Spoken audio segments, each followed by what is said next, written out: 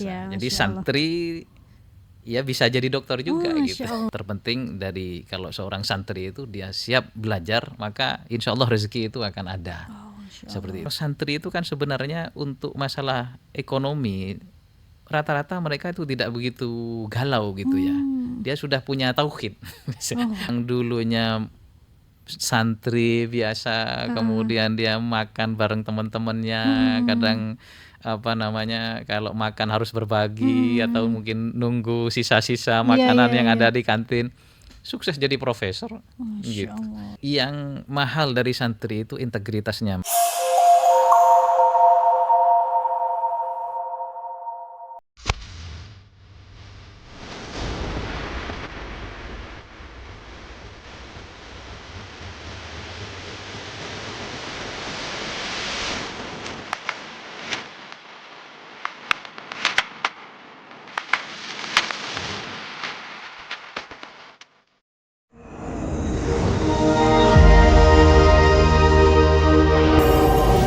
Halo Sobat Financial Fit, selamat datang di podcast Ngobrolin Financial Fitness bareng aku, Lina Josalinka, yang akan menemani kamu untuk level up knowledge melalui podcast-podcast kami. Ngobrolin Financial Fitness merupakan program dari Koperasi Syariah Imoniku yang menyajikan konten seputar finansial.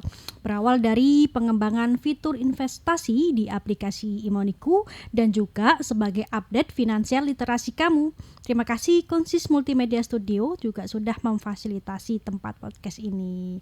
Nah, ini masuk di episode kedua. Sobat Financial Fit pasti sudah menunggu banyak nih tentang update literasi yang harus kita update terus karena seiring perkembangannya zaman dan juga inflasi yang sungguh luar biasa, mengapa kita perlu memutuskan sesuatu yang tepat untuk financial planning ataupun literasi tentang keuangan. Nah, hari ini saya tidak sendiri, saya ditemani oleh seorang santri ya dulunya yang sekarang Masya Allah luar biasa kiprahnya, bersama Ustadz Ilham. Halo, Assalamualaikum Ustadz. Waalaikumsalam warahmatullahi wabarakatuh. Sehat ya Ustadz ya? Alhamdulillah, baik-baik. Ya, masalah ini jadwal beliau ini sangat padat sekali ya. Ini kita untuk mendatangkan di podcast ini kita juga perlu jauh-jauh hari. Masya Allah Ustadz. Padahal beberapa hari. Ya, Ustadz. Ini teman-teman banyak banget dari kalangan santri utama ya. Bagi mereka mungkin orang tua yang akan galau juga memondokkan anaknya atau seperti apa. Dengan apakah masih relate nggak dengan kondisi yang sekarang ya. Kalau kita lihat berbeda dengan 10 tahun saat ini dengan 10 tahun yang lalu gitu Ustadz. Nah, Ustadz ini kan pernah nyantri lama ya kalau saya lihat ya, juga di Sidogiri. Beliau ini aktivitasnya juga sebagai dosen juga ya Ustadz, juga atau bisnismen mungkin bisa jadi ya Ustadz. Insya Allah. Mungkin bisa dijelaskan Ustadz, sekarang aktivitasnya apa aja nih Ustadz? Ya, alhamdulillah untuk aktivitas banyak ngajar, kemudian dosen ya, sharing knowledge lah dengan teman-teman mahasiswa. Kemudian juga mendirikan beberapa bisnis dengan teman-teman yang berlatar belakang santri gitu. Masya Allah. Kalau yang terbaru sekarang saya lagi coba mengembangkan minimarket. Minimarket untuk kemandirian NU gitu. Jadi mencoba untuk berbasis kecamatan. Jadi kalau di NU itu kan ada PCNU, kalau di kecamatan kan MWCNU. Jadi berbasis MWC. Nah, itu yang coba kita kembangkan. Jadi masing-masing MWC mendirikan satu minimarket. Nah, itu yang coba lagi ikhtiar ya. Mudah-mudahan bermanfaat gitu. Ya, amin. Nah, Ustadz ini merupakan lulusan doktoral ekonomi syariah Winsa ya Ustadz? Winsa, Masya Allah. Ini luar biasa nih ya, seorang santri ya. Kalau kita lihat ya Ustadz, memang beberapa orang menganggap santri itu mondok aja gitu kan di pondoknya dan lain sebagainya. Tapi dulu gimana ya Ustadz selama mondok ya? Ustadz ini lama ya di pondok di beberapa, kalau saya lihat di pribadinya, profilnya. Saya mondok itu mulai umur 11 tahun. 11 tahun. Jadi lulus SD langsung mondok. Tahun 98 waktu itu, saya ingat waktu krisis ya. Nah, kemudian sampai beberapa tahun ibtidak, sanawiyah, aliyah. Nah, setelah aliyah itu alhamdulillah Kalau di pondok kami itu kan dulu ada tugas mengajar. Jadi setelah lulus sanawiyah ditugaskan untuk mengajar. Nah, pada saat saya pertama kali itu adalah diberikan tugas untuk belajar. Jadi suruh melanjutkan ke kampus pada saat itu kerjasama dengan Pak Syafi Antonio ya. Jadi S1-nya saya di STI Tazkiyah Di Bogor. Bogor Sekarang ya. IAI Tazkiyah. Oh. Dan S2, S3-nya Di Winsa. ngambil yang dekat gitu. Oh, yang dekat Winsa. ya, Jadi Masya Allah. santri ya bisa jadi dokter juga Masya gitu. Allah. Nah, ini nih yang bagi para santri juga yang saat ini mungkin sedang mondok di pesantren ya. Iya. Tentunya Tidak boleh kecil hati. Tidak boleh kecil Iya, hati. iya, Jangan sampai minder ya, mungkin bagi Betul, melihat teman-teman yang nggak mondoknya ini kok sudah mulai dapat. Kalau sekarang itu umumnya gini, Tats, freelance. Jadi sambil Freelance. sekolah bahkan SMP, Iya, SMA atau kuliah itu sudah mendapatkan pendapatan untuk Iya, iya, menunjang ya untuk kehidupan dia sehari-hari gitu. Betul, Kan betul. dapat dari orang tua, dia juga bisa menghasilkan uang sendiri. Nah, ini yang jadi titik kegalauan juga ya mungkin bagi santri. Wah, ini sebaya saya SMA sudah misalnya nih jadi freelancer apa dan lain sebagainya, saya di sini masih kayak gini ya. Itu Tapi sekarang itu santri itu tidak segalau dulu sekarang, iya, Pak. Ustaz, Iya. ya. Oke, gimana, Dan Ustaz? sekarang jadi santri itu keren loh ya. Oh iya sih. betul. Dan kalau dulu biasanya kan kalau punya anak perempuan gitu, kalau dijodohkan dengan santri itu masih gimana gitu. Tapi sekarang keren gitu. Oh, iya betul sih. Santri itu dia bisa menguasai ilmu agama, juga dia tidak kalah ilmu umumnya dia Iya. dengan yang lain gitu.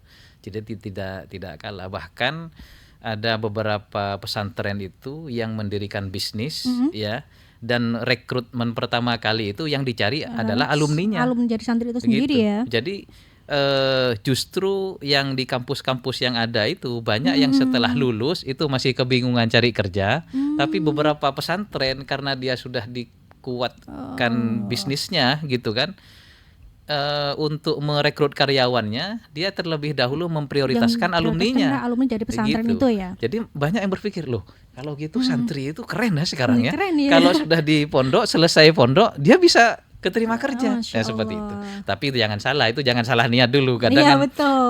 diingatkan terus sama kiai, jangan salah niat bahwa kalau di pondok itu untuk tolabul ilmi gitu. Jadi kalau cari kerja itu mungkin sudah garis dari Allah sendiri Iya, gitu betul, kan. betul. Tapi yang harus fokus itu tafakuh fiddin ya bahasanya kalau di pondok. Berarti Jadi harus menuntut benar-benar ilmu. fokus belajar ilmu agama. Oke Ustaz. Nah, Gitu. ini saya ada menemukan research ya. Ini baru banget dari kata data.id gitu Ya, kan, ya. dari BPS itu mencatat ratusan anak muda ya umur range 15 sampai 29 tahun itu yang putus asa memperoleh kerjaan atau mencari Iya, kerja. iya. Nah, kondisi ini yang menyebabkan anak muda itu frustasi, depresi dan lain sebagainya. Nah, di umur-umur 15 sampai 29 tahun ini kan memang umur-umurnya krusialnya Yang krusial, seorang iya, manusia ya krusial. kayaknya ya. Kita menentukan akan kemana dan lain sebagainya kayak gitu. Nah, ini kalau kita melihat santri juga di umur-umur sekian ya, kita akan menentukan kita mau jadi apa gitu kan. Ya.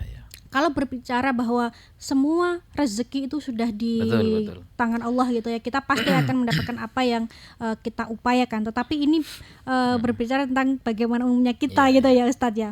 Nah, kita terkait dengan kalau masalah kerjaan itu berarti terkait dengan finansial gitu kan. Kadang mungkin ya kita akan mungkin selama di pondok dikirimin sama orang tua dan lain sebagainya. Nah, ini apakah setelah lepas dari ini apakah bisa untuk mendapatkan mandiri finansial lah ya, mandiri finansial sebagai mungkin untuk menghidupi diri saya sendiri gitu.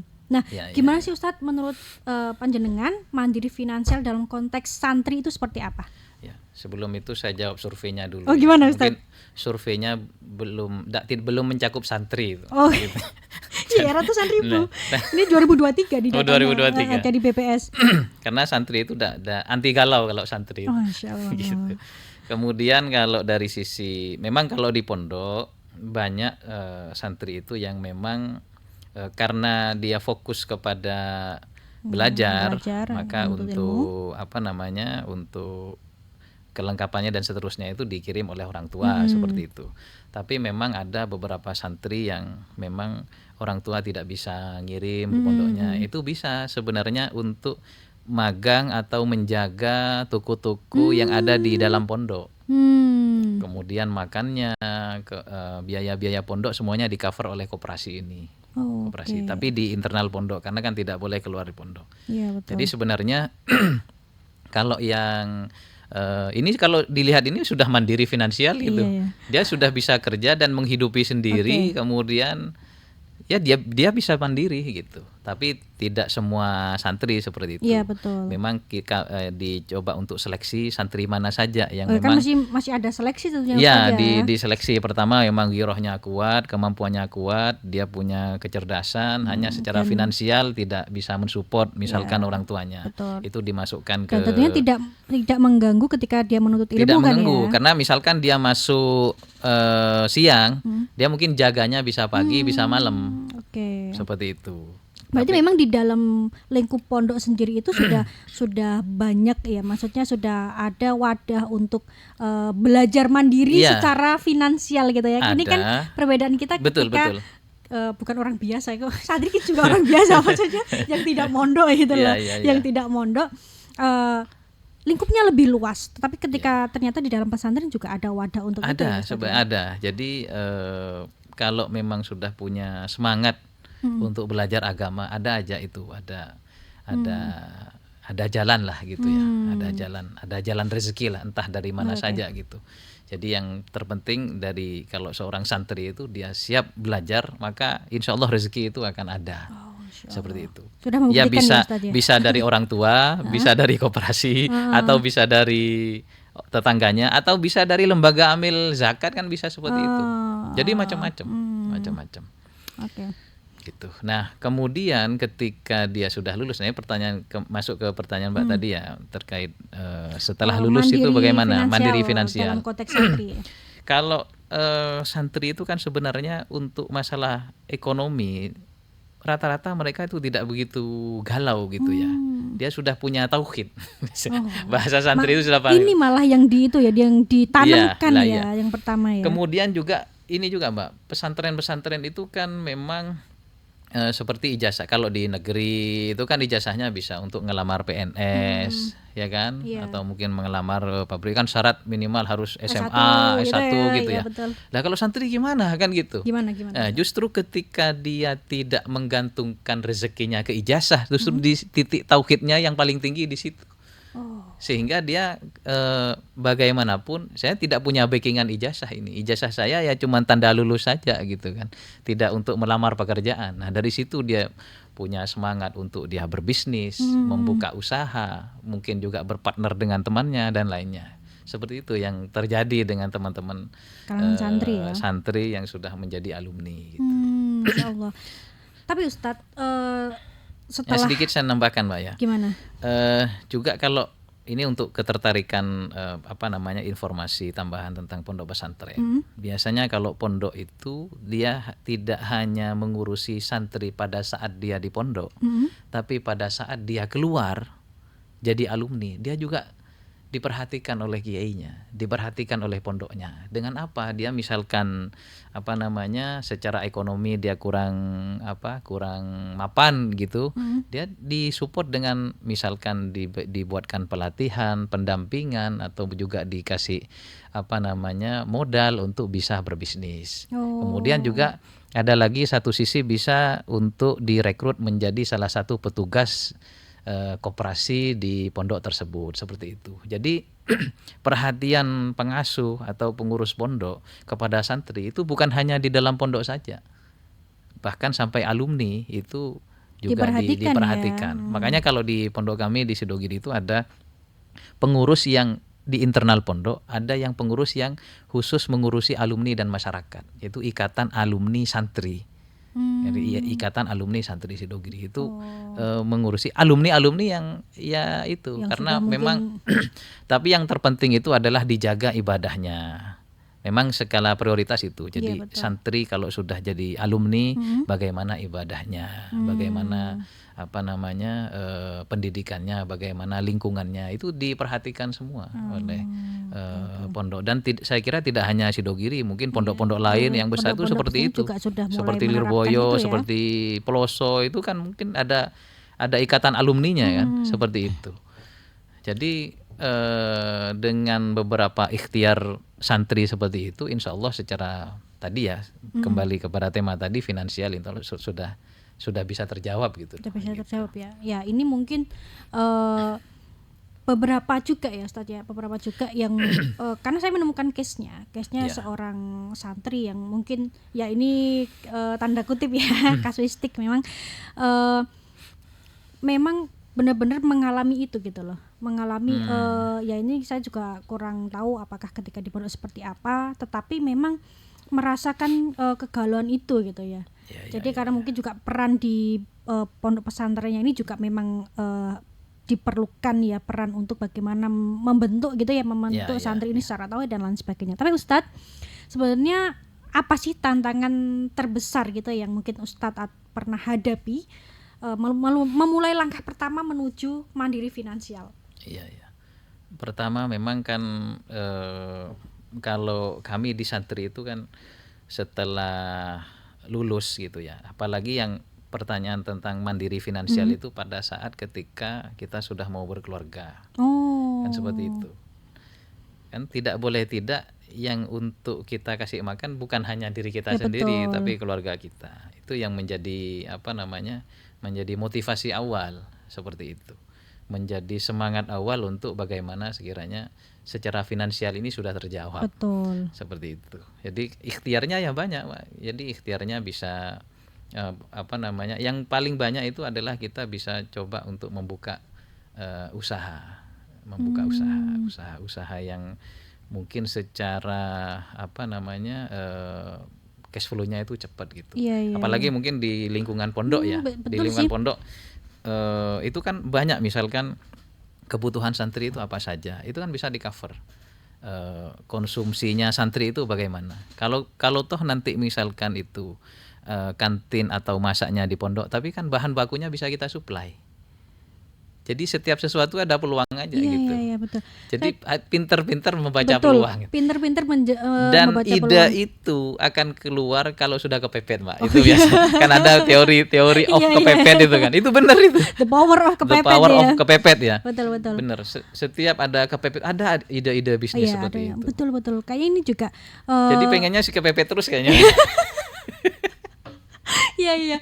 Tapi betul sih, Pak. Kayaknya saya lihat memang beberapa teman-teman dari story suksesnya santri itu memang kebanyakan mereka kalau nggak di bidang pendidikan, di bidang ekonomi atau di bisnis gitu, biasanya mereka mungkin akan ngajar gitu ya, ngajar di suatu atau bahkan mendirikan sebuah lembaga pendidikan dan lain sebagainya. Rata-rata memang dari alumni pondok gitu ya, karena memang secara keilmuan mereka juga sudah menuntaskan itu, karena kan fokusnya di situ gitu ya Ustadz. Nah ini Ustadz, ada nggak cerita sukses tentang santri yang mencapai kemandirian finansial?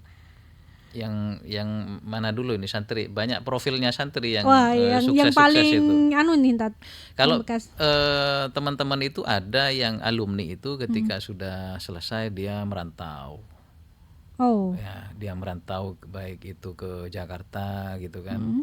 Kemudian ada yang ke Saudi, ada yang ke Malaysia, ada yang ke Brunei, ada yang seperti itu. Jadi yang dekat-dekat di negara-negara ASEAN gitu. Itu juga sukses juga. Gitu. Sudah di pendidikan atau udah bekerja atau gimana? Sudah bekerja ya? Bahkan dia mendirikan bisnis gitu.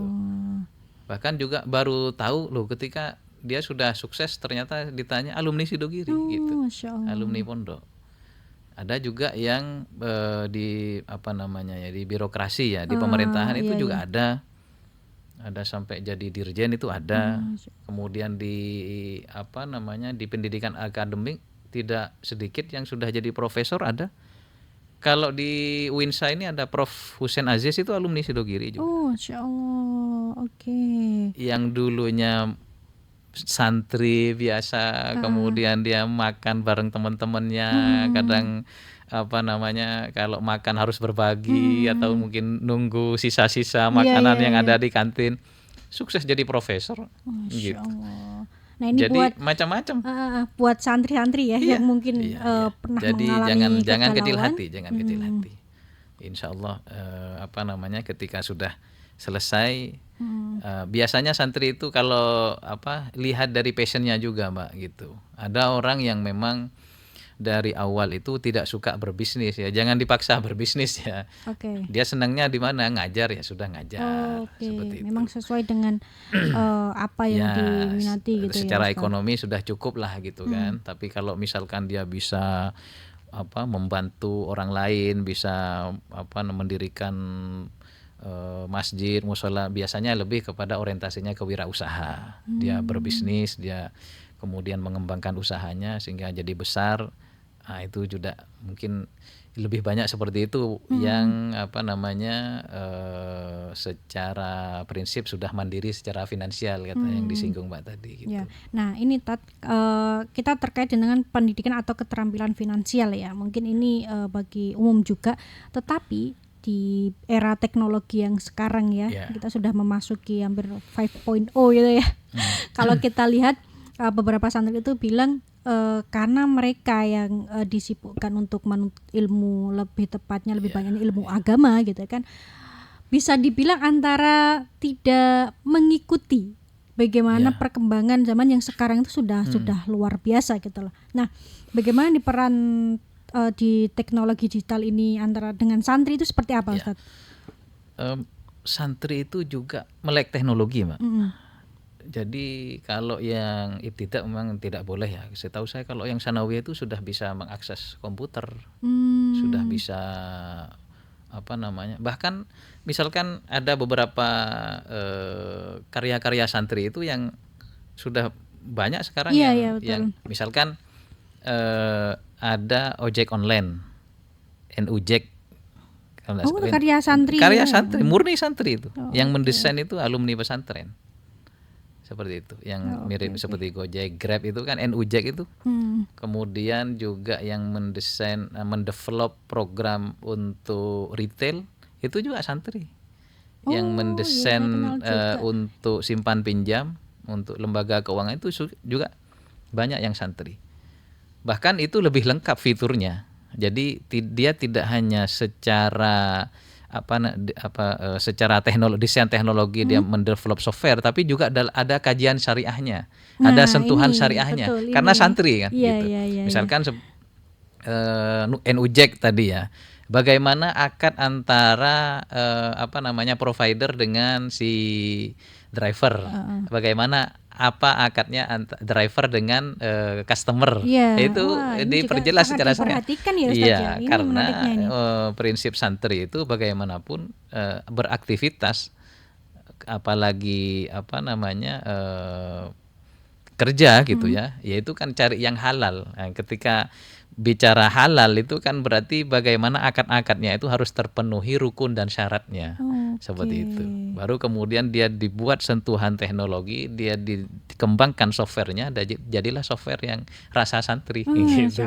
Iya ya, makanya kan jadi kenapa peran santri ini kalau saya kemarin lihat itu di sebuah pelatihan gitu ya, harus memperbanyak santri di sektor-sektor di bidang-bidang tertentu, di pemerintahan, di teknologi, di pendidikan ya, karena santri siap menjawab tantangan zaman. Dalam pengambilan keputusan tentunya mereka juga berlandaskan dengan apa yang mereka pelajari selama di pesantren gitu, Masya Allah.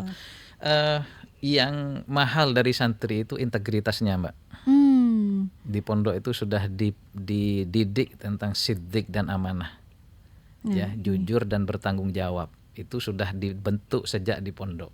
Ketika dia sudah jadi alumni, tinggal diasah yang kedua, tabligh dan fatonahnya, kan seperti itu. Jadi sifat Rasul yang 4 itu, yang 2 itu sudah dididik di pondok. Kemudian tabligh itu kan ya komunikatif, mungkin soft skillnya lah gitu ya. Kemudian fatonah itu kan sudah mengarah kepada profesional, dan itu kan bisa dibuat dengan beberapa pelatihan-pelatihan. Beda dengan siddiq dan amanah. Itu memang harus memang ada tembaan khusus gitu ya. Dan itu yang paling bagus itu adalah di pondok. Itu kalau sudah di luar berarti tantangannya sudah secara personal itu ya. Betul. Misalkan Dipertaruhkan itu sudah apa yang dipelajari. Perkara kecil aja Mbak, masalah sandal ya. Sandal itu kan santri tidak boleh gosap namanya. Iya. Memakai tanpa izin. Itu sangat diperhatikan oleh santri. Jangankan memakai sandalnya orang lain, menginjak sandalnya orang lain itu diperhatikan oleh santri. Jadi sangat berhati-hati. Jadi kalau ada sandal itu ya disingkirkan dulu baru bisa melangkah. Jadi hati-hatinya seperti itu. Masya Allah, sifat kehati-hatiannya iya, itu. Dan itu sudah dididik oleh kepala kamarnya, kepala daerahnya, bahkan sampai pengurus-pengurusnya. Wah, ini nih yang tidak banyak diketahui mungkin ya bagi kita yang mungkin belum pernah mondok atau mungkin teman-teman yang sudah mondok tapi merasakan resek dengan itu yang bahwa ada tujuan-tujuan tertentu lah ya untuk bagaimana pendidikan untuk santri dalam pondok itu. Ini kembali lagi Ustadz tentang finansial. Apakah Ustadz ini memiliki tips nggak atau strategi tertentu dalam mengatur keuangan yang bisa dibagikan? Ada nggak? Ya. Saya itu biasanya kalau dapat rezeki itu saya bagi. Pos-posnya ada posnya sendiri. Ada untuk operasional sendiri, ada sudah langsung saya pilah gitu. Kalau bahasanya ada rekening sendiri lah.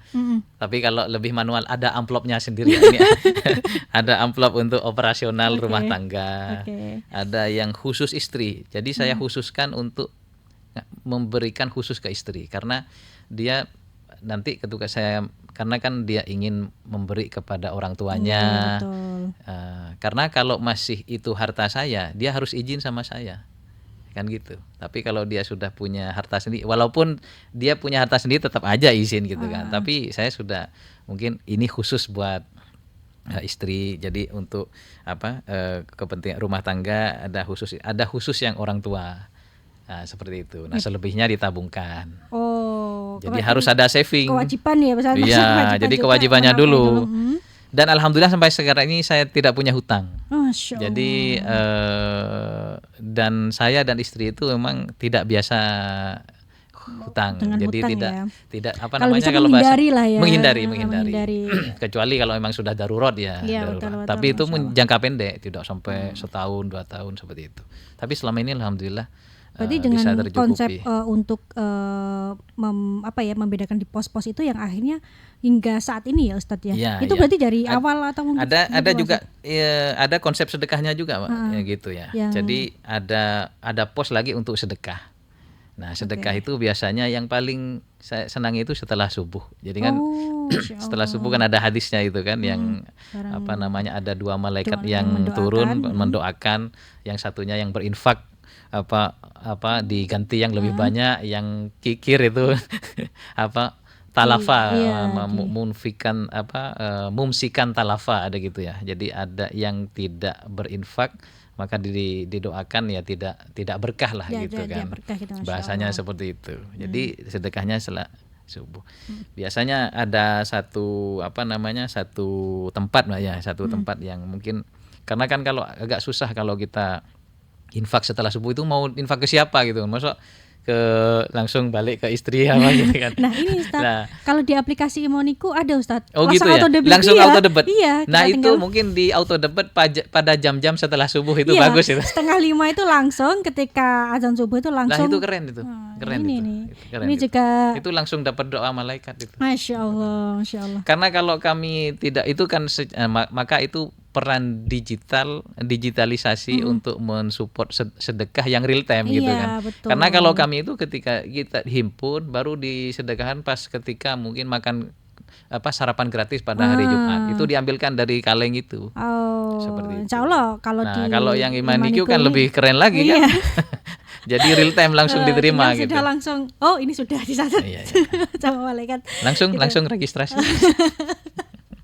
Oke Ustadz. Jadi memang mengatur pos-pos ya, pos-pos tentang keuangan. Kalau misalnya sudah berkeluarga, manajemen keuangan keluarga kewajibannya itu harus, seperti apa dan lain-lain. Tapi